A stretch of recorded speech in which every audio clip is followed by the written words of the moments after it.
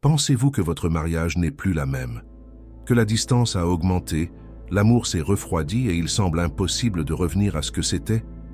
La vérité est que même dans les ruines, Dieu peut reconstruire.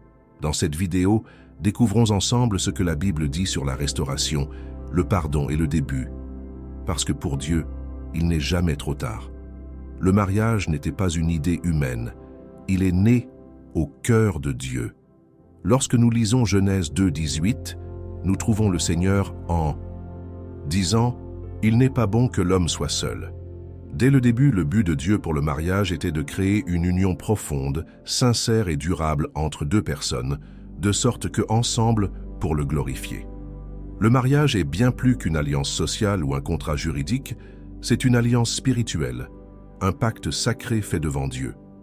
Par conséquent, la restauration d'un mariage en crise commence par revenir à l'origine de l'objectif. Dieu n'a pas unir deux personnes juste pour partager une maison ou diviser les responsabilités. Il a rejoint le cœur, les rêves, les ministères et les destinations.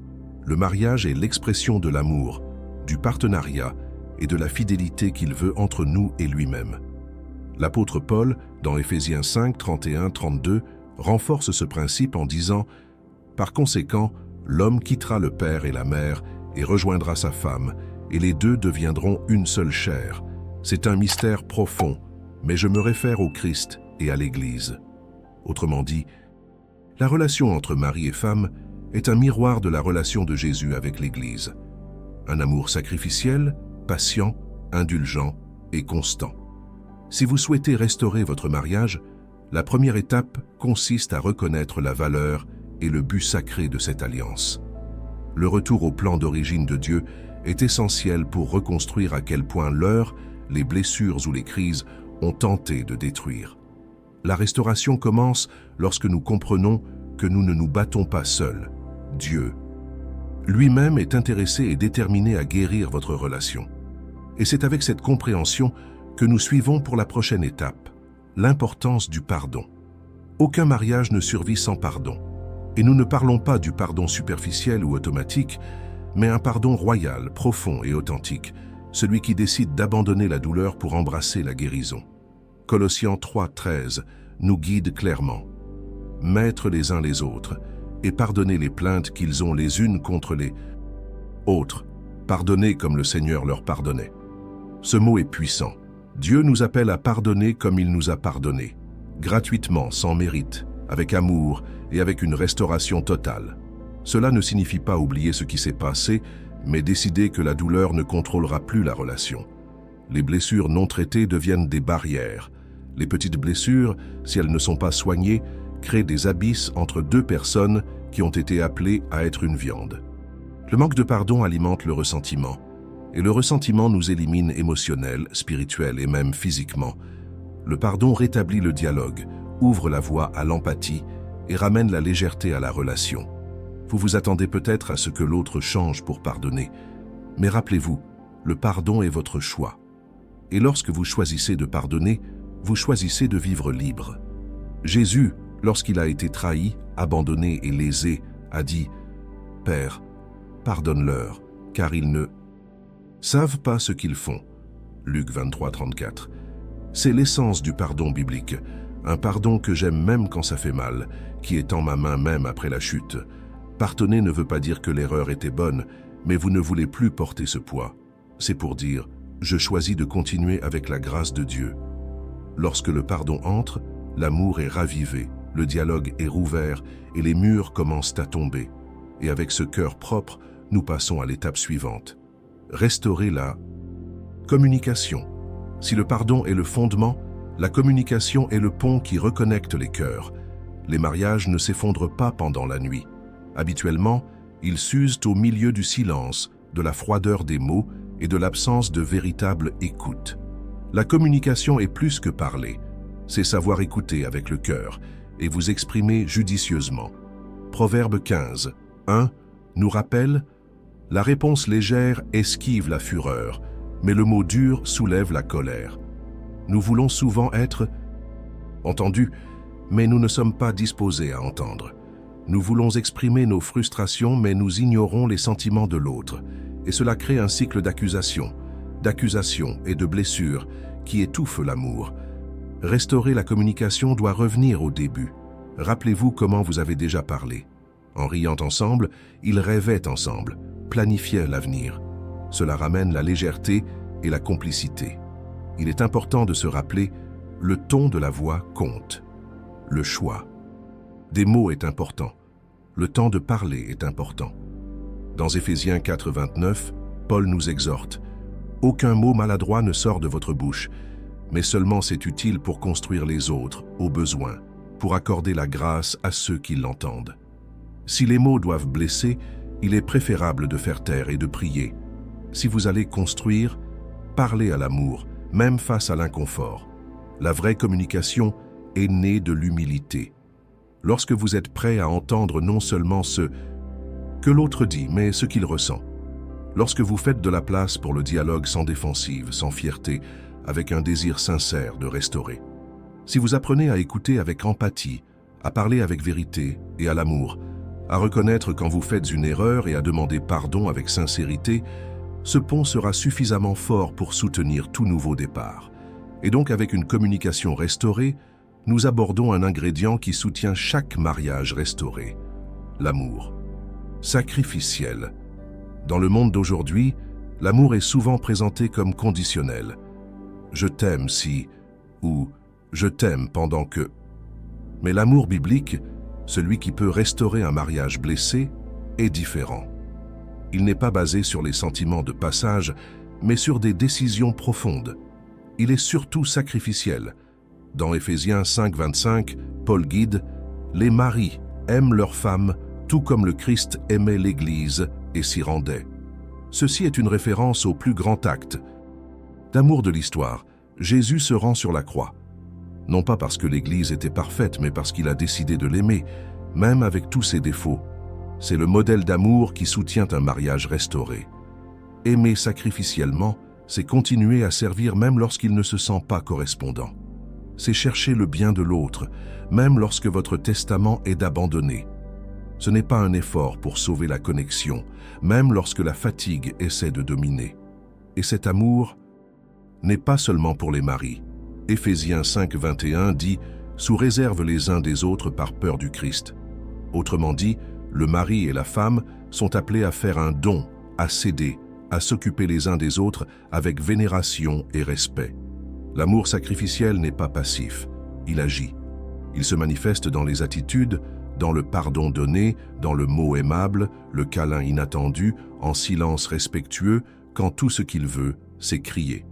Il choisit de voir l'autre non seulement comme il l'est maintenant, mais comme Dieu le voit, avec un potentiel de transformation. Lorsque cet amour recommence à s'épanouir dans le cœur du couple, les barrières tombent. Les ressentiments perdent la force. Et ce qui semblait impossible une fois, c'est de reconstruire. Et cela nous amène à un point essentiel de ce processus de restauration, la fervente prière, où les mots cessent et l'esprit pleure. Il y a des moments où les conseils humains ne suffisent pas, où les mots perdent la force, où les tentatives échouent, et tout ce qui reste est de plier les genoux. La prière est le canal le plus puissant que nous devons restaurer non seulement un mariage, mais dans tout domaine de vie qui semble perdu. Jacques 5:16 dit « La prière d'un droit est puissante et efficace. » Nous ne parlons pas de décorer ou de l'obligation, mais cette prière qui vient des profondeurs de l'âme, quand le cœur ne peut plus se tenir debout et crier à l'aide. Et maintenant, je veux prier avec vous. Peu importe que votre mariage soit en crise, s'il y avait une trahison, une froideur, une blessure ou une distance, Dieu est puissant pour tout restaurer. Rassemblons notre voix au paradis. Seigneur Dieu, en ce moment, nous mettons devant vous toutes les maisons représentées par ceux qui nous prient en maintenant. Vous connaissez les blessures, les conflits, les lourds silences et les cris étouffants. Vous savez que chaque larme se débarrasse sur l'oreiller et chaque mot qui était coincé par une fierté ou une peur. Papa, visitez ce mariage. Touche les cœurs durcis. Brisez chaque esprit de séparation, chaque racine de blessure, toute amertume qui s'est accumulée au fil du temps. Renouvelez l'amour, Seigneur. Il réchauffe à nouveau le cœur. Restaure le dialogue, le respect, la patience. Apprends à ce couple à regarder à nouveau avec tendresse, qu'il y ait le pardon, la réconciliation, la guérison. Que le Saint-Esprit habite dans cette maison et faire de ce mariage un témoignage de votre pouvoir. Au nom de Jésus, nous déclarons, ce mariage n'est pas perdu. Vous êtes le Dieu qui rend toutes choses nouvelles, quoi qu'il en soit. Amen. Prenez une profonde inspiration. Si cette prière vous parlait, croyez-moi, Dieu a entendu.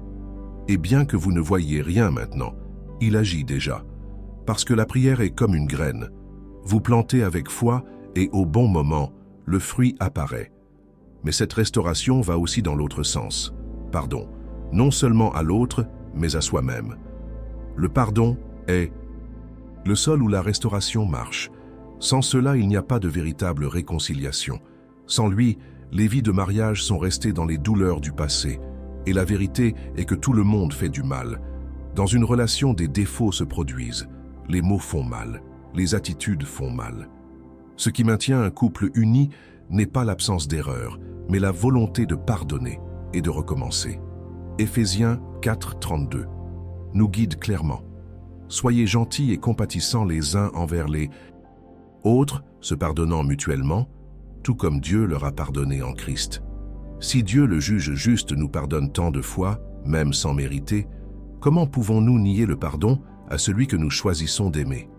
Le pardon ne signifie pas oublier ce qui s'est passé, mais décider que cette blessure ne commandera plus votre vie.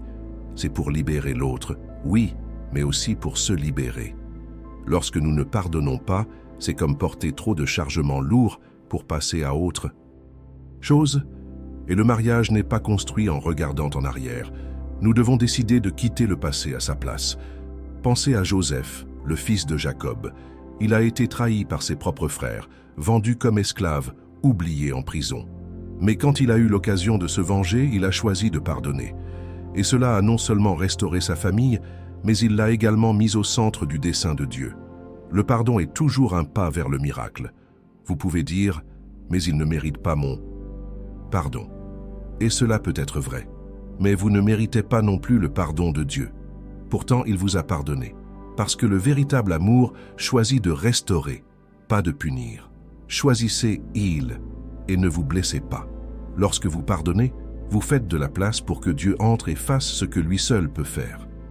Pardonner, c'est ne pas approuver l'erreur de l'autre. Il s'agit de déclarer « Je ne vivrai pas emprisonné dans ce domaine ». Et lorsque le pardon se produit vraiment, la relation recommence à s'épanouir, même si c'est une étape à la fois. Et en parlant d'épanouissement, il y a un élément essentiel qui doit être présent dans le terrain de tout mariage sain, le respect. Voici, je ferai quelque chose de nouveau. Maintenant allez vous sortir. Ésaïe 43, 19. Je vais vous restaurer les années qui ont été consommées par la sauterelle. Joël 2, 25.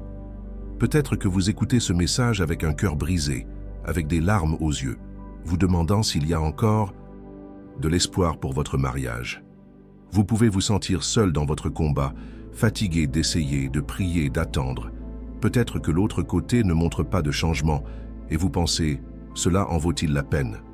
Mais c'est là que la puissance de la parole de Dieu entre en jeu. Notre Seigneur est spécialisé dans les restaurations impossibles. Il est le Dieu qui crée des moyens où il n'y a aucune issue, qui apporte la vie à ce qui semblait déjà mort, qui transforme les cendres en beauté. Dieu n'est pas un spectateur éloigné de ses souffrances. Il voit toutes les larmes que vous renversez. Il écoute chaque prière chuchotée dans le silence de l'aube. Et il ne voit pas seulement, il agit. Isaïe 43, 19 nous rappelle que Dieu fait des nouvelles choses. Autrement dit, ce qui semble finir aux yeux humains peut juste commencer dans ses yeux. Une relation détruite peut être reconstruite encore plus solidement, plus mature, plus aimante. Dieu a le pouvoir de restaurer la confiance, de guérir les blessures anciennes, d'effacer les mots durs prononcés en période de colère. Il peut transformer les cœurs endurcis. Il peut raviver la flamme de l'amour qui a été étouffée par les pressions de la vie, les blessures émotionnelles, les traumatismes uniques. Et le plus beau, pas seulement restaure, il renouvelle. Il ne collera pas les éclats du mariage, afin qu'il semble beau à l'extérieur. Il façonnera quelque chose de nouveau. Il restaurera l'intérieur. Il guérira la racine de la douleur. Reconfigurera la relation sur les fondamentaux éternels. N'oubliez pas que Joël 2, 25 déclare que le Seigneur restaurera les années qui ont été consommées. Cela signifie que les années de souffrance, de silence, d'élimination ou d'infidélité ne seront pas vaines. En Christ, ce qui a été perdu peut être remboursé d'abondance. Vous pouvez avoir un nouveau départ avec votre conjoint. Et s'il n'est pas prêt pour cela, priez, restez ferme et demandez à Dieu de commencer l'œuvre en vous. Parfois, Dieu restaure d'abord en nous, puis restauré. L'espoir vivant est la certitude que Dieu n'est pas encore terminé. Même si les sentiments ont changé, même si les attitudes ont été blessées, même si tout semble s'effondrer, si vous croyez, si vous vous humiliez, si vous vous rendez à la volonté de Dieu, il peut changer l'histoire. Et si pour une raison quelconque, même après toute la livraison, la relation n'est pas restaurée, croyez-moi, Dieu continuera d'écrire une belle histoire avec vous, parce que son amour n'échoue jamais, et il reste Dieu même dans les redémarrages. Aujourd'hui, vous avez entendu parler du plan de mariage de Dieu, des causes qui l'affaiblissent, de la guérison par le pardon, du pouvoir de l'amour inconditionnel et de l'espoir que nous avons dans un Dieu réparateur. Maintenant, je vous invite, faites confiance, livrez, recommencez. Et si ce message a touché votre cœur, écrivez ici dans les commentaires. Créez en moi, ô Dieu, un cœur pur et renouvelle en moi un esprit inébranlable. Psaume 51, 10. Ce sera votre acte de foi, votre déclaration publique selon laquelle vous croyez au début. Comme cette vidéo, partagez-la avec quelqu'un qui a besoin d'un mot d'espoir et abonnez-vous à la chaîne pour continuer à recevoir des messages qui construisent votre vie et votre maison. Que Dieu restaure tout ce qui doit être restauré et que votre maison reflète le ciel ici sur terre. Au nom de Jésus. Amen.